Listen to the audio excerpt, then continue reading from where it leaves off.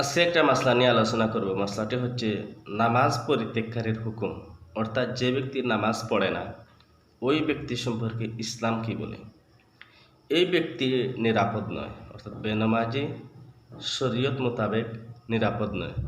ওই ব্যক্তিকে আইম্মা সালাসা অর্থাৎ ইমাম আহমদ ইবনুল হাম্বল, ইমাম শাফিঈ, ইমাম মালিক রহমতুল্লাহ আলাইহি বলেন বেনামাজি ব্যক্তিকে হত্যা করে ফেলতে হবে। দেখেন, নামাজ তরক করার কি দমকি, এই সমস্ত ইমামরা বলেছেন ওই ব্যক্তিকে হত্যা করতে।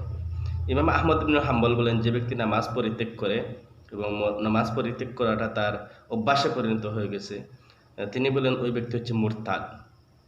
সে ব্যক্তি মুরতাদ এবং তার কুফরিতে চলে গেছে।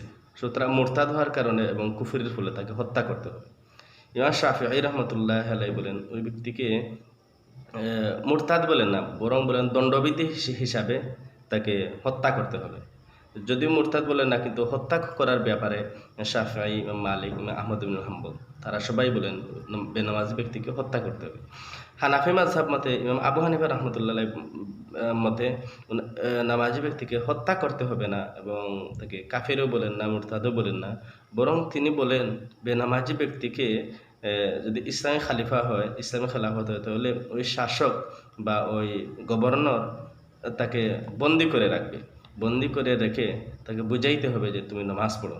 নামাজ না পড়লে এরপরেও নামাজের প্রতি যত্নবান যদি না হয়, তাহলে এমনভাবে প্রহার করতে হবে লা ইউক্তালু বাল ইউহবাসু ওয়া ইউজলাদু হাত্তা ইউহরাকাদ দাম।